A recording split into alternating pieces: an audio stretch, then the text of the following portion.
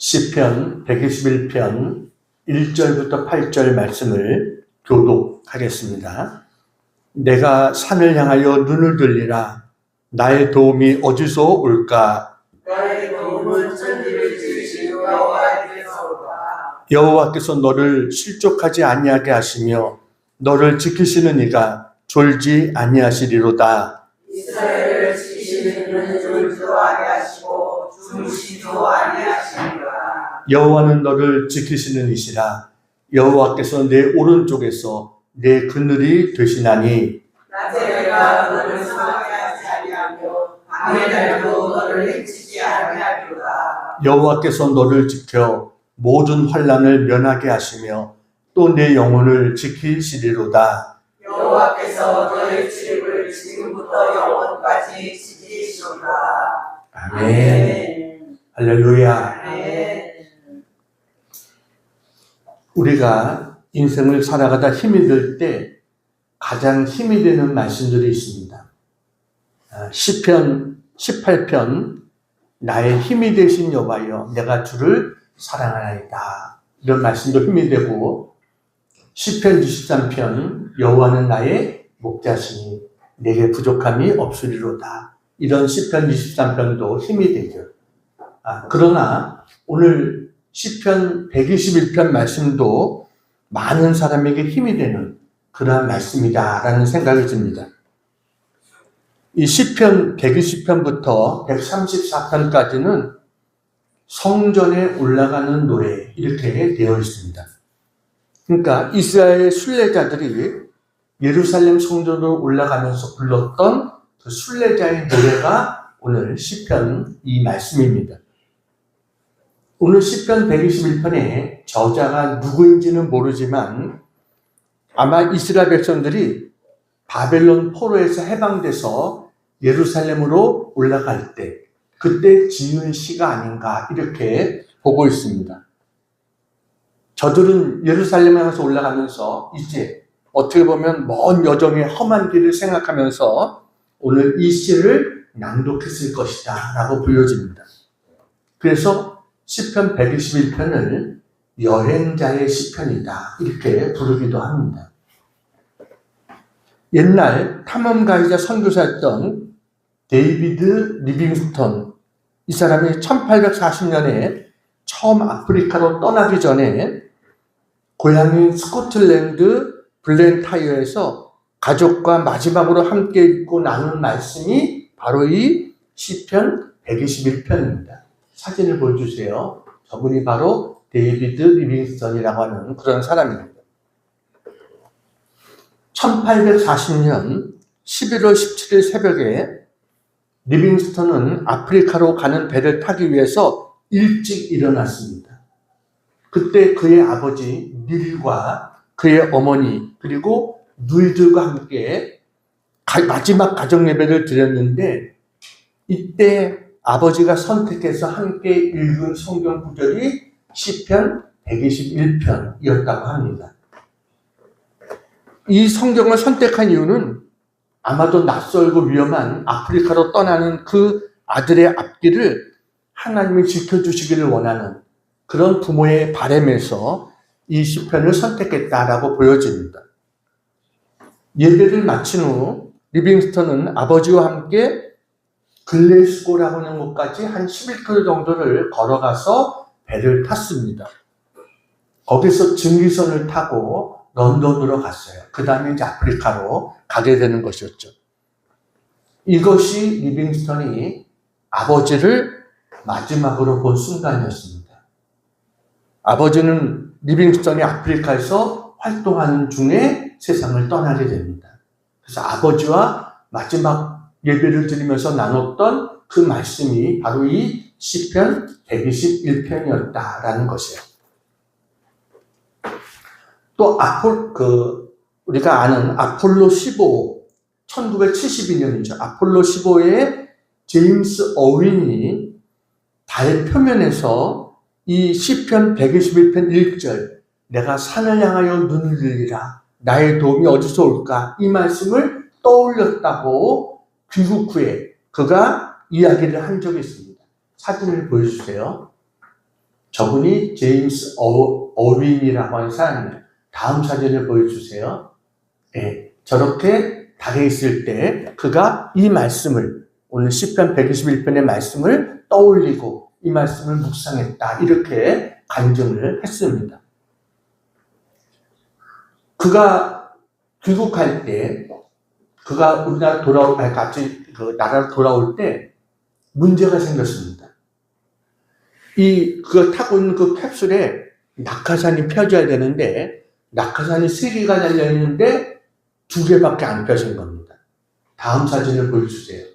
저렇게 낙하산이 바다로 떨어져야 되는데 2개만 펴지고 하나는 펴지지 않았어요. 물론 2개 펴져도 무사히 착륙할 수는 있습니다. 그렇지만 위험한 그런 가운데 있었죠. 그래서 굉장히 빠른 속도로 낙하산 하나가 펴지 않아서 떨어지는 가운데 제임스 어윈과 이 휴스톤에 있는 나사에서 기도했어요. 이 문제를 어떻게 해결할 수 있을까? 우리 힘으로는 해결할 수 없다. 기도했을 때 재미난 것은 저 밑에서 갑자기 강한 바람이 불었다는 거예요. 마치 이 캡슐을 지켜주는 것처럼 강한 바람이 불어서 안전하게 착륙할 수 있었다. 그런 이야기가 전해집니다. 이 어윈이 그 이후에 돌아온 다음에 복음 전도자가 됩니다. 하나님의 은혜를 깊이 체험하고 세계를 다니면서 복음을 전하는 그러한 사람이 되고 우리나라에도 와서 복음을 전했어요. 하나님 앞에 이 말씀이 얼마나 힘이 되었는가라는 걸 보여주는 거예요. 리빙스턴이 미지의 땅 아프리카를 갈 때 붙들었던 말씀, 어윈이 미지의 공간인 달에서 떠올렸던 말씀, 이게 바로 시편 121편의 말씀입니다. 오늘 시편 121편은 큰 도움이 필요한 환경 앞에 하나님의 도우심과 간구를 구하는 그런 기도와 하나님이 우리를 이렇게 지켜주실 것이라는 확신에 대한 고백, 이게 바로 121편의 말씀입니다. 여러분은 인생을 살면서 이런 질문이 있진 않습니까? 나의 도움이 어디서 올까? 나의 도움이 어디서 올까? 오늘 시편 기자는 이 질문에 대한 답을 우리에게 주고 있습니다. 자, 첫 번째, 같이 한번 읽겠습니다. 시작. 진정한 도움은 천지를 지으신 하나님에게서 옵니다. 우리 1절 말씀 다시 한번 볼까요? 1절 같이 읽겠습니다. 시작. 내가 산을 향하여 눈을 들리라. 나의 도움이 어디서 올까? 여러분, 나의 도움이 어디서 올까라는 것은 뭔가 도움이 필요한 상황이죠. 그러니까 살다 보면 앞이 캄캄한 일, 성경적으로 이야기한다면 사방으로 우겨싸움을 당한 것 같은 그런 때를 만날 때가 있습니다. 마치 산이 우리 앞을 가로막은 것과 같은 이런 상황을 만날 때 여러분은 무엇을 먼저 바라봅니까? 이때 우리는 무언가 나에게 도움을 주시는 것이 무엇이 있을까? 그것을 바라보게 되는 거죠. 그래서 사람을 바라봅니다. 어떻게 보면 부모를 바라보고 또 친구를 바라보고 자식을 바라보고 형제를 바라보고 나의 동료를 바라보고 하나님 아닌 다른 것을 바라봅니다. 근데 여러분, 거기서 도움이 옵니까? 오늘 시편 기자는 처음에 나의 도움이 어디서 올까 하면서 산을 바라봤다는 거예요. 저 산이 뭐냐? 성경을 우리에게 예레미야서 3장 23절 같이 한번 보겠습니다. 예레미야 3장 23절 같이 읽겠습니다. 시작. 작은 산들과 큰 산 위에서 떠드는 것은 참으로 헛된 일이라. 이스라엘의 구원은 진실로 우리 하나님 여호와께 있나이다. 예전 성경에는 뭐라고 되어 있었냐면 작은 산들과 큰 산 위에서 떠드는 무리에게 바라는 것은 참으로 헛된 일이라 라고 했어요. 그러니까 그 산에서 아무리 바라봐도 도움이 오는 게 아니라는 거예요. 도움은 어디서 와요? 천지를 지으신 여호와로부터 도움이 온다. 이것을 우리에게 이야기합니다. 우리 2절 말씀 볼까요? 2절 같이 읽습니다. 시작. 나의 도움은 천지를 지으신 여호와에게서로다. 산에서 도움이 오는 게 아니라 천지를 지으신 하나님으로부터 도움이 온다라는 거예요. 이건 하나님이 창조주 되심을 고백하는 믿음이고요. 또 하나는 하나님의 돌보심을 믿는 믿음입니다.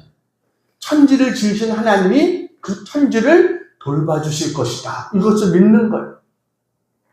하나님은요, 우주 만물을 만들어 놓고 그냥 놔두시는 분이 아닙니다. 성경은 말하죠. 참새 한 마리 떨어지는 것조차도 하나님의 허락 없이는 되지 않는다 라고 이야기하고 있어요. 하나님 우리의 머리털까지도 다 세시고 아시는 바 된다 라고 이야기합니다. 그러니까 여러분, 이 우주 만물을 만드신 하나님께서 이 우주 만물을 돌보고 계신다는 거예요. 여러분, 이 사실을 믿습니까? 하나님의 허락이 없이는 어떤 일도 일어나지 않는다라는 거예요. 내 삶에 그냥 지나가는 모든 일 같은 게 우연인 것 같지만 다 하나님의 뜻 가운데 모든 일들이 이루어지고 있다. 이것을 우리는 믿어야 돼요. 천지를 만드시고 돌보신 하나님께서 내 삶도 돌봐주고 계신다. 여러분, 이것을 언제나 믿으시기 바랍니다. 우리의 도움은 어디로부터 와요? 하나님으로부터 옵니다. 하나님으로부터 오는 도움이 진정한 도움입니다. 왜냐하면 하나님은 능력의 하나님이시기 때문입니다. 그래서 여러분, 내 앞에 산과 같은 문제가 있다고 두려워하지 마세요. 하나님 그 산을 지으신 분이 하나님이십니다. 그래서 우리는 언제나 하나님을 바라봐야 됩니다. 이스라엘 민족이 가나안 땅을 들어가기 전에 정탐꾼을 보냅니다. 12명의 정탐꾼 중에 이들이 정탐하고 와서 10명이 뭐라고 말합니까? 이 산과 같은 문제를 보고 완전히 절망해서 그래서 부정적인 보고를 합니다. 현실을 보고 완전히 겁을 먹었어요. 하나님, 거기 가보니까 저들은 너무나 거기에 사는 사람들은 장대하고 그들에 비하니까 우리는 메뚜기 같다. 이렇게 이야기했어요. 우리의 힘으로는 도저히 저들을 이길 수가 없을 것 같다. 이렇게 이야기합니다. 여러분, 왜 그렇게 이야기했을까요? 그들은 현실은 정확히 봤어요. 산은 봤어요. 근데 문제는 그것을 다스리시는 하나님을 보지는 못한 거예요. 이게 문제였던 거예요. 여러분, 이스라엘 민족을 거기까지 인도해 주신 분이 누굽니까? 하나님이시잖아요. 애굽에서 그 많은 기적을 행하시고 홍해 바다를 가르셔서 건너가게 하시고 하나님께서 그렇게 기적적으로 역사하셨는데 그 하나님을 보지 못하고 산만 보고 낙심한 것이죠. 우리는요, 산을 보든지 하나님을 보든지 둘 중에 하나를 바라봐야 됩니다. 동시에 다 바라볼 수는 없어요. 내 염려, 근심을 바라보든지 아니면 하나님을 바라보든지 내 고통을 바라보든지 아니면 그 고통의 문제를 해결해 주실 수 있는 하나님을 바라보든지 둘 중에 하나를 선택해야 되는 거예요. 오늘 시편 기자는 고백합니다. 처음에 눈을 들어 산을 보라. 산을 보면서 처음에 거기서 도움이 올 줄 알았지만 그게 아니라는 것을 깨닫고 뭐라고 말합니까? 나의 도움은 천지를 지으신 여호와에게서로다. 이 고백을 하고 있어요. 이제는 산을 보는 게 아니라 하나님만 바라보겠다는 겁니다. 여러분, 도움이 필요하십니까? 눈을 들어 하나님 바라보시기를 바랍니다. 하나님은 천지를 지으신 하나님이십니다. 하나님이 도와주실 줄 믿습니다. 하나님만이 우리의 힘이 되고 우리의 능력이 되어주십니다. 그래서 진정한 도움은 천지를 지으신 하나님에게서 온다. 자, 두 번째 같이 읽겠습니다. 시작. 다른 것 의지하지 말고 하나님만 의지해야 합니다. 여러분, 다른 것 의지하지 말고 하나님만 의지하시기 바랍니다. 여러분 살면서 뭘 의지하십니까? 돈 의지하십니까? 사람 의지하십니까? 내 명철을 의지하십니까? 성경은 우리의 지혜와 명철을 의지하지 말라고 말합니다. 잠언 3장 5절 6절을 같이 한번 읽겠습니다. 시작. 너는 마음을 다하여 여호와를 신뢰하고 내 명철을 의지하지 말라. 6절. 너는 범사의 그를 인정하라. 그리하면 내게를 지도하시리라. 내가 아무리 지혜가 많고 지식이 많고 경험이 많아도 나 의지하지 말라는 거예요. 인간의 판단은 때로 착각의 주범이 될 수 있다는 겁니다. 사도행전 27장에 보면 백부장의 착각이 나옵니다. 배를 타고 이제 바울과 함께 로마를 가고 있는데 이제 곧 겨울의 풍랑이 다가올 시기가 된 거예요. 그때 바울이 말합니다. 이번 행선에는 화물과 배만 아니라 우리의 생명에도 많은 타격과 많은 손해가 있을 것이다. 이렇게 예언했지만 백부장은 어떻게 합니까? 선장과 선주의 말을 더 듣더라 그랬어요. 선장과 선주, 인간의 어떤 경험과 물질을 더 믿은 거예요. 그러다가 어떻게 됩니까? 유라굴로라고 하는 큰 풍랑을 만나게 돼서 결국은 모든 것을 다 잃어버리게 되죠. 여러분, 지혜로운 사람은 자기의 명철을 믿지 않고 오직 하나님만 의지하는 자인 줄로 믿습니다. 신명기 17장에 보면은 이스라엘의 왕이 될 사람들에게 주실 말씀이 있어요. 왕이 지켜야 될 의무의 말씀을 성경은 줍니다. 특별히 세 가지를 강조하고 있어요. 첫째가 뭐냐면 말을 많이 두지 말라 하는 거예요. 우리 신명기 17장 16절 같이 한번 빨간 글씨 한번 읽어볼까요? 시작. 그는 병마를 많이 두지 말 것이요. 말을 많이 두지 말라는 거예요. 말을 얻으려고 애굽으로 가지도 말라는 거예요. 여러분, 왜 그렇습니까? 저 말이 뭐예요? 병마가 뭐예요? 군사력입니다. 군사력 의지하지 말라는 거예요. 시편 33편 16절에 뭐라고 말했냐면, 자, 같이 한번 읽어볼까요? 시작. 많은 군대로 구원 얻은 왕이 없으며 용사가 힘이 세워도 스스로 구원하지 못하는도다. 아무리 군사력이 많아도 그게 우리를 구원하는 것이 아니다라는 겁니다. 사사기 7장에 보면 하나님이 기드온이라는 사람을 사사로 세웁니다. 그리고 미디안이 쳐들어왔거든요. 그들을 막기 위해서 군대를 모아요. 그랬더니 32,000명이 모입니다. 그런데 하나님 뭐라고 그럽니까? 저들을 돌려보내라는 거예요. 너무 많다는 거예요. 왜요? 적들에 비해서는 너무나 적은 숫자인데 하나님 많다는 거예요. 그 이유는 너희가 이기면 너희 힘으로 이겼다고 생각할 것이기 때문에 돌려보내라는 거예요. 몇 명만 남겼습니까? 300명만 남기고 다 돌려보냈습니다. 그리고 하나님께서 어떻게 해요?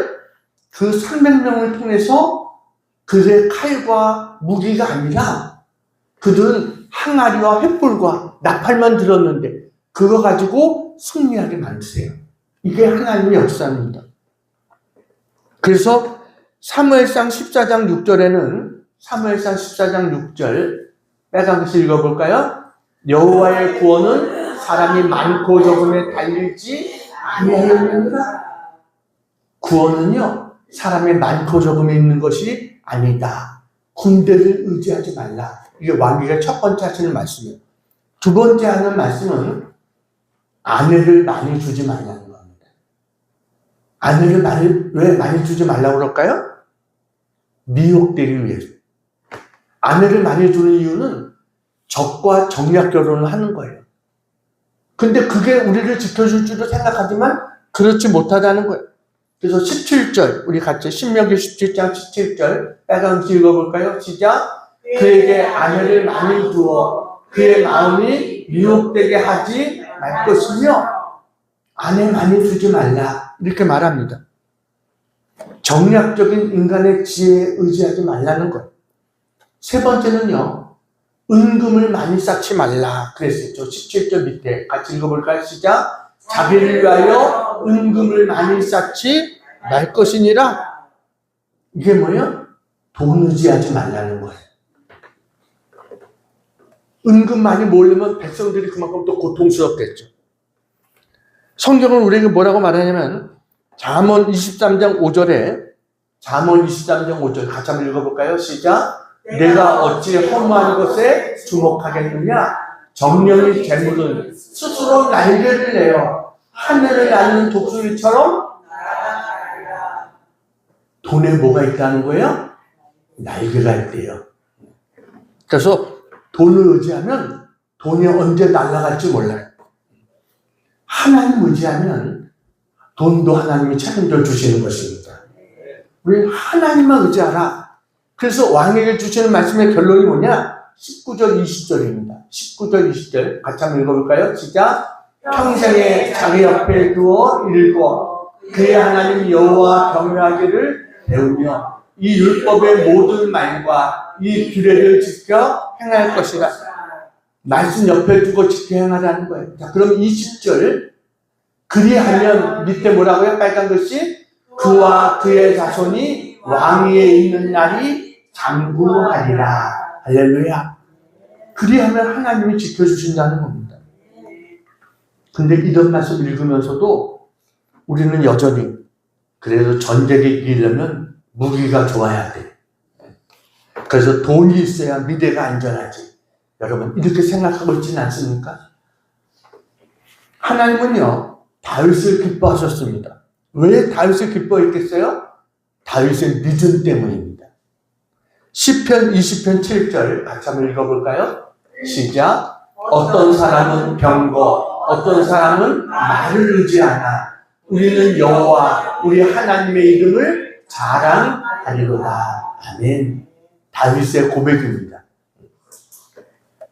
대단한 믿음이죠. 그래서 다윗이 소년 목동이었을 때 골리앗 앞에 담대하게 나갈 수 있었던 거예요. 그 고백이 뭡니까? 사무엘상 17장 45절입니다. 같이 읽겠습니다. 빨간 글씨 시작. 너는 칼과 창과 단창으로 내게 나아오거니와 나는 만군의 여호와의 이름 곧 내가 모욕하는 이스라엘 군대의 하나님의 이름으로 내게 나아가노라. 할렐루야. 대단한 믿음이죠. 어떻게 이렇게 무모해 보일 정도로 담대하게 행동할 수 있었을까? 그 이유는 하나예요. 하나님이 살아계시고 나와 함께 하심을 믿었기 때문입니다. 여러분, 지금 여러분은 어떤 형편과 처지에 있습니까?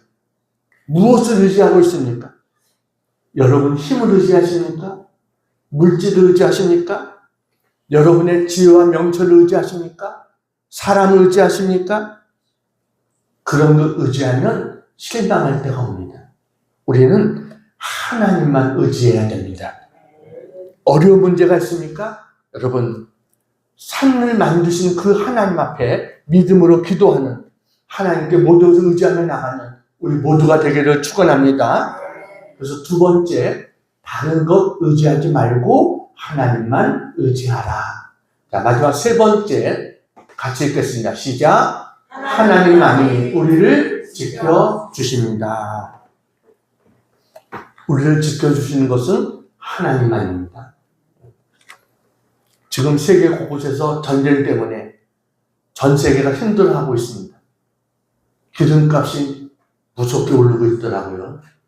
깜짝 볼 때마다 깜짝 놀랄 정도로 막 올라가고 있어요.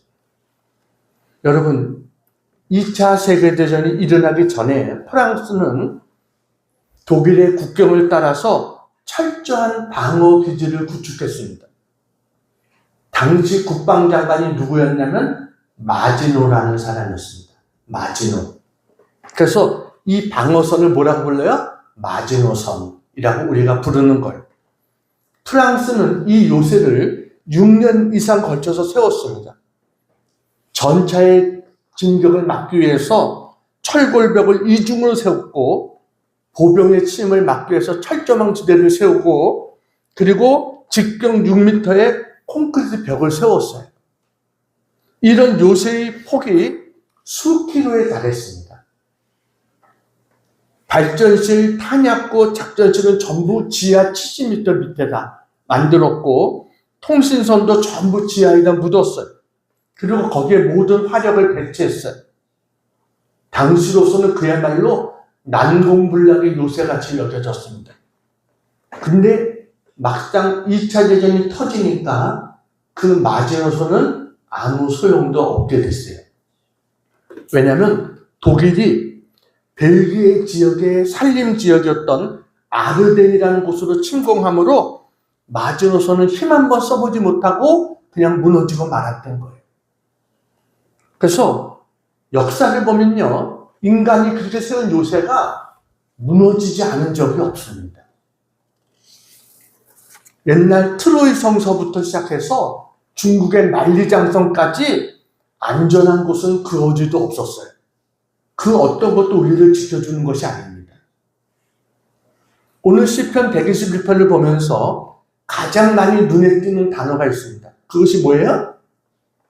바로 샤마르. 샤마르가 뭐냐면 지킨다라는 뜻입니다. 지킨다. 6번 등장합니다. 3절 보세요. 3절. 뭐라고요? 너를 지키시는 이가. 4절 보시기 바랍니다.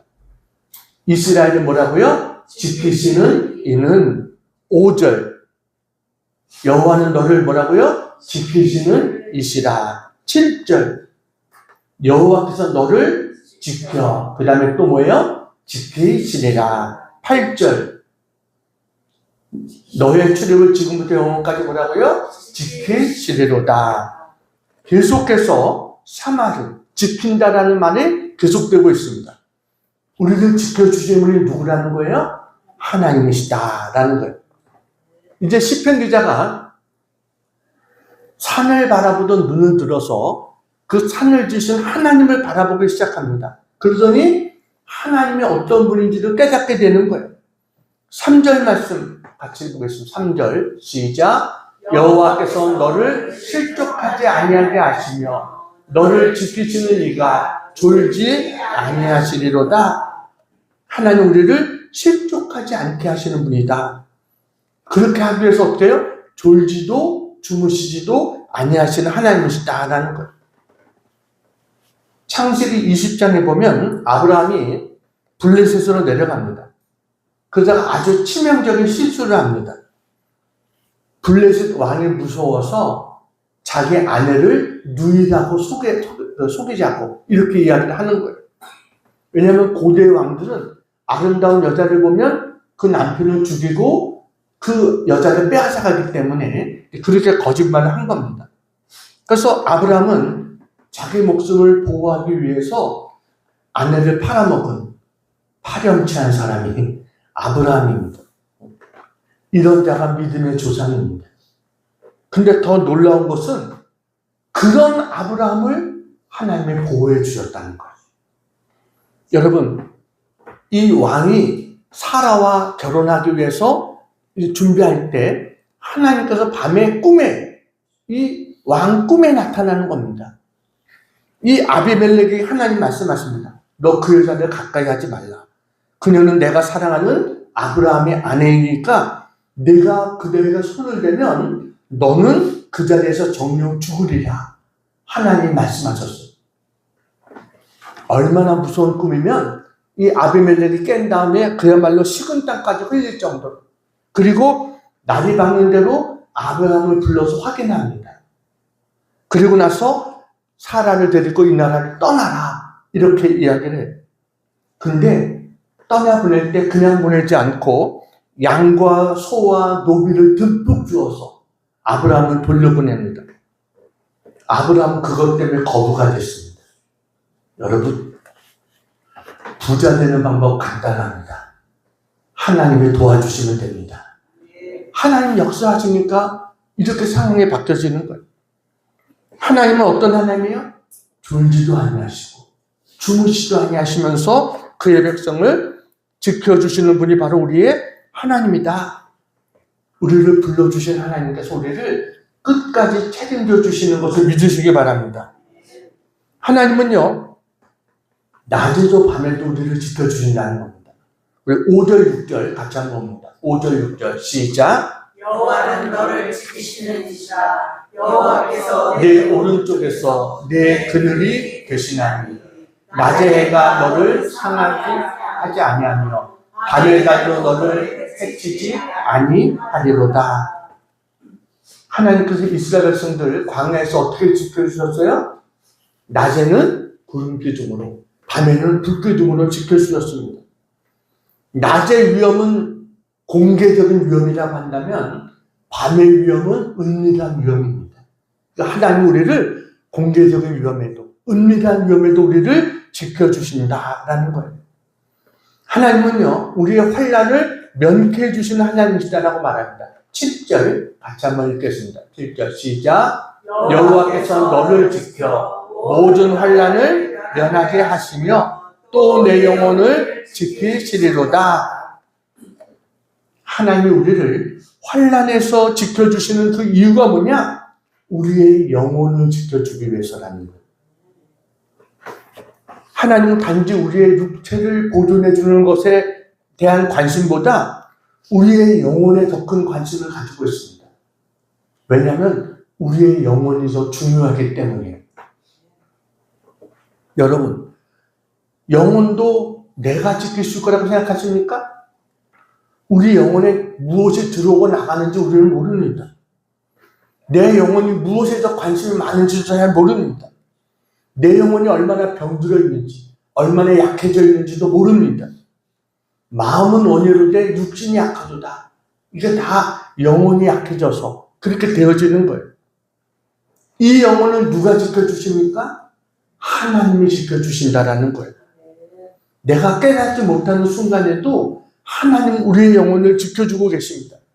내가 잘 때도, 내가 일할 때도 하나님 우리의 영혼을 붙들고 계신 거예요. 그래서 하나님께서 때로는 우리에게 고난도 허락하십니다. 우리의 영혼을 지키려고 하다 보니까 영혼이 잘 되고 육체가 잘 되면 얼마나 좋아요. 근데 때로는 육체가 잘 되면 영혼이 잘 되는 것을 잃어버려요. 그러다 보니까 하나님이 우리 영혼을 바로 세워주기 위해서 우리에게 고난도 허락하시는 거예요. 왜냐하면 영혼이 중요하기 때문에. 영혼이 잘 돼야 범사가 잘 되고 강건한 축복도 오게 되는 것이거든요. 그래서 여러분, 우리에게 어려운 문제가 닥칠 때 우리는 깨달아야 돼요. 아, 하나님께서 내 영혼을 지켜주시려고 이러시는 것이구나. 우리가 깨달아야 됩니다. 그리고 마지막 8절에 이렇게 고백합니다. 마지막 8절 같이 읽겠습니다. 시작. 여호와께서 너의 출입을 지금부터 영원까지 지키시리로다. 뭘 지켜주세요? 출입을. 출입이 뭡니까? 들어오고 나가는 것. 이게 출입이죠. 다시 말하면 하나님은 큰 것만 지켜주시는 것이 아니라 우리의 평범한 들어오고 나가는 일상도 지켜주시는 분이 하나님이시다라는 거예요. 여러분, 우리는 인생에서 큰 일 가운데 있다가 해결됐을 때, 아, 하나님의 은혜구나, 이렇게 생각하죠. 근데 여러분, 평범한 일, 날마다 되풀이하는 아무 일도 일어나지 않고 평범하게 모든 것들이 잘 되고 있다. 이게 더 큰 은혜인 것을 믿으시기 바랍니다. 사실은 큰 사고 가운데 구원받은 것도 은혜지만 아무런 사고 없이 매일매일 하루하루 살아가는 게 하나님의 더 큰 은혜인 것입니다. 불대인들은요, 집 대문에 매주자라고 하는 것을 붙여놓습니다. 사진을 보여드릴게요. 저렇게 큰 매주자도 있지만 다음 사진을 보여주세요. 저렇게 문에다가 저런 매주자들을 붙여놓은 거예요. 근데 저 매주자 안에 뭐가 있느냐? 바로 두루마리로 된 성경 구절이 담겨 있습니다. 쉐마라고 하는 신명기 6장의 말씀이 저 속에 담겨 있는 거예요. 근데 지금 저 사람이 손을 대고 있는 저 바깥에 쓰여 있는 구절, 저것이 바로 시편 121편 8절의 말씀을 쓰고 있는 경우들이 많다라는 거예요. 그것이 뭡니까? 너의 출입을 지키시리라 하는 거예요.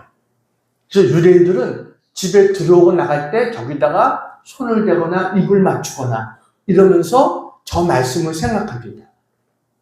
나의 출입을 하나님 지켜주시옵소서. 아침에 출근할 때 그렇게 기도하고 하나님 오늘 하루도 하나님이 지켜주셔서 감사합니다. 이러면서 또 하루를 들어오는 거예요. 그러니까 여러분 우리도 이 시편 121편의 8절 말씀을 우리의 출입을 지켜준다고 했잖아요. 우리가 아침 저녁 들어오고 나가고 할 때 이 말씀을 암송했으면 좋겠어요. 여호와께서 너의 출입을 지금부터 영원까지 지키시리로다.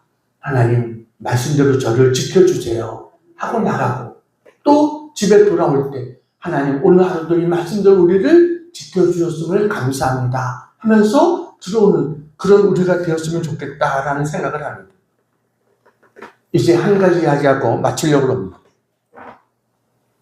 1977년 9월 15일 날 세계에서 8번째로 우리나라 최초로 대한산악연맹 대원 18명이 에베레스트 산을 등정해서 고상돈 대원이 이 에베레스트 산에 태극기를 꽂게 됩니다. 다음 사진을 보여주세요. 바로 저분입니다. 저분이 세계에서 8번째로 에베레스트 산 등정에 성공했던 우리나라 고상돈이라고 하는 그러한 사람입니다. 당시에 단장이 서울 남문교회 김영도라고 하는 집사님이었어요. 출발 전에 이분이 남문교회 이성택 목사님을 모시고 예배를 드렸습니다. 그때 대원들 중에 믿지 않는 자들도 있었대요. 근데 김영도 대장이 가장 높은 곳에 가는데 가장 높은 분의 말씀이 필요하다. 이러면서 대원 한 명 한 명에게 그 아내가 준비해준 그 성경책을 다 넣어줬습니다. 이때 목사님이 설교한 내용이 시편 121편, 오늘 이 말씀이었습니다. 이때 등반대원들이 큰 은혜를 받았다고 그래요. 그때 김영도 집사님이 성경에 등산일을 위한 말씀도 있네? 라고 이야기했어요. 왜냐하면 아까 우리가 읽었던 시편 121편에 발이 실족하지 않게 하시며 라는 말이 나오잖아요. 여러분 에베레스트 등산이 어떤 겁니까? 한 발만 잘못 디뎌도 천길 낭떠러지로 떨어질 수 있는 그런 등산이잖아요. 근데 하나님께서 내 발을 붙들어 실족하지 않게 해주신다. 이 말씀이 얼마나 힘이 되었는지 모르다 라는 이야기를 했습니다. 이후에 저 고상돈 대원이 태극기를 들고 저기서 여기는 정상, 더 이상 올라갈 곳이 없다. 그가 남긴 이 말이 그야말로 한국 등반사의 명언이 됐습니다. 그 말을 우리가 기억하잖아요. 여기는 정상, 더 이상 올라갈 곳이 없다. 그 말이 바로 저때 했던 그 말입니다. 근데 그 영광 뒤에는 산소통의 기적이 있었습니다. 뭐가 있었어요? 산소통의 기적. 저 고상돈 대원과 셀파가 정상 부근인 8,700m 지점에서 산소가 거의 떨어진 거예요. 거기는 에베레스트의 데드존이라고, 죽음의 존이라고 하는 그런 장소였어요. 거기에서 산소가 떨어진다는 것은 죽음을 의미하는 것이었습니다. 이때 그가 시편 121편 이 말씀이 생각났다는 거예요. 그래가지고 눈을 들어 산을 보라. 나의 도움이 어디서 올까? 그때 눈앞에 눈 속에 숨겨져 있었던 산소통을 발견한 거예요. 그 산소통은 그 앞에 이전에 원정되었던 영국팀이 버리고 갔던 그런 산소통이었어요. 근데 놀랍게도 그 안에 산소가 남아 있었다는 거예요. 그래서 정말 그때 그 도움이, 나의 도움이 어디서 올까 했더니 하나님이 주셨던 그러한 도움이었다. 이렇게 고백을 했습니다. 이후 저 고탕돈 대원은 정상에서 무릎을 꿇고 기도한 다음에 성경책을 저 산 위에다 묻었습니다. 이거는 아무도 그렇게 한 적이 없는, 유례가 없는 그런 일을 한 것이었습니다. 그리고 저 위에서 1시간 정도를 머물렀어요. 지금은 그렇게 오래 머물지 못하죠. 근데 그때는, 저 때는 그렇게 오래 머물 수가 있었어요. 지금은요, 하도 상업화가 돼가지고, 막 에베레스트산을 줄지어서 막 올라가고 이래가지고, 그 위에 서서 제대로 사진 찍을 시간도 없다는 거예요. 근데 이때는 1시간 정도를 머물면서 하나님 앞에 감사의 기도를 드렸다는 거예요.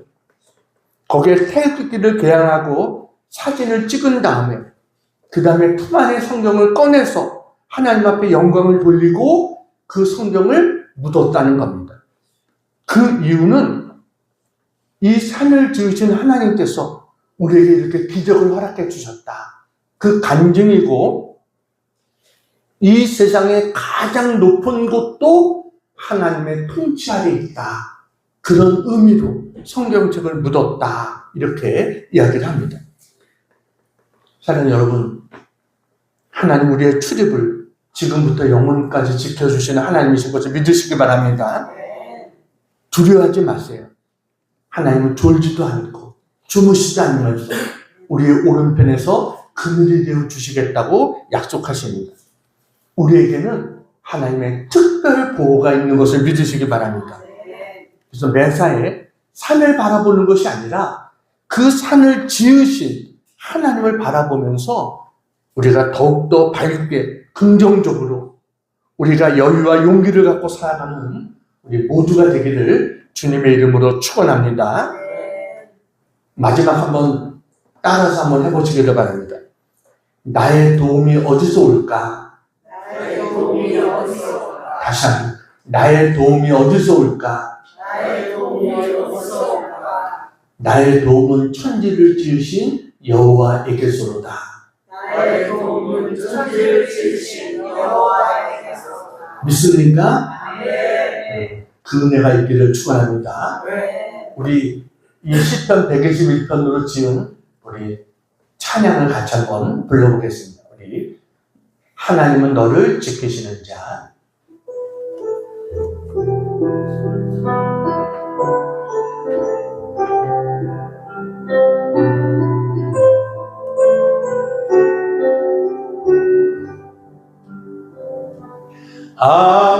하나님은 너를 지키시는 자, 너의 우편에 그늘 되시니 낮의 해와 밤의 달도 너를 잊지 못하리. 하나님 너를 지키시는 자, 너의 왕을 영태하시니 그가 너를 지키시리라.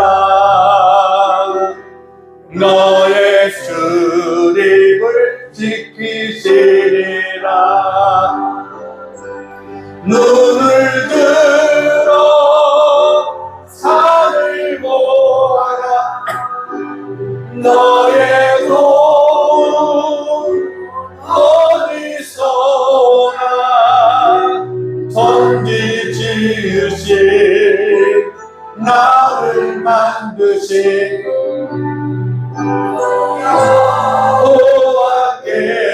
여호와께로다.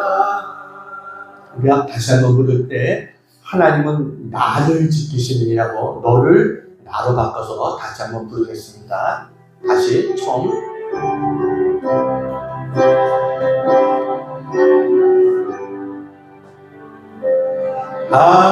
하나님은 나를 지키시는 자, 나의 우편에 낮의 해와 밤의 달도 나를 잊지 못하리. 하나님은 나를 지키시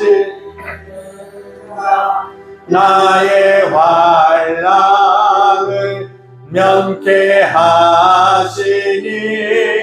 그가 나를 지키시리라. 나의 출입을 지키시리라. 눈을 들어 산을 보아라. 나의 돈 어디서 오나.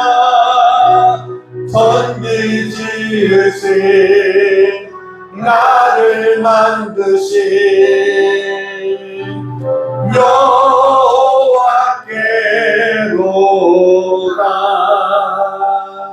기도하겠습니다. 하나님만 진정한 나의 도움이 되심을 믿습니다. 이 믿음으로 하나님만 바라보며 살기를 원하는 자들 한번 가슴에 손을 꼭 기도하겠습니다. 우리 다 같이 한번 기도하겠습니다. 사랑은 내가 풍성하신 아버지 하나님, 오늘 시편 121편의 말씀을 통해 우리 인생의 진정한 도움이 어디서 오는지 깨닫게 하심을 감사합니다. 우리는 때로 눈앞에 놓인 거대한 산과 같은 문제들 때문에 두려워하고 하나님이 아닌 세상의 힘과 나의 명철을 의지하며 밤을 지새웠음을 고백합니다. 이 시간 우리의 어리석음을 용서해 주시옵소서. 이제 눈을 들어 천지를 지으신 여호와 하나님만을 바라봅니다. 하나님께서 오늘 우리의 고단한 삶 속에서도 반드시 피할 길과 도울 손길을 예비하셨음을 믿습니다. 우리가 잠든 사이에도 졸지도 주무시지도 않고 우리를 지키시는 주님의 신실하심을 신뢰하게 하여 주시옵소서. 거친 세상의 햇볕 아래서 지치지 않도록 주님의 우편 그늘 아래 우리를 품어주시고 우리의 영혼이 오직 주님 안에서 평강을 누리게 하여 주시옵소서. 세상 속에서의 출입 또한 주님께 맡깁니다. 우리가 현관문을 나설 때마다 다시 돌아올 때까지, 그리고 이 땅에서의 삶을 마치고 영원한 본향에 들어갈 때까지 우리를 지켜 주시옵소서. 우리의 영원한 도움이 되시는 예수 그리스도 이름으로 기도하옵나이다. 아멘.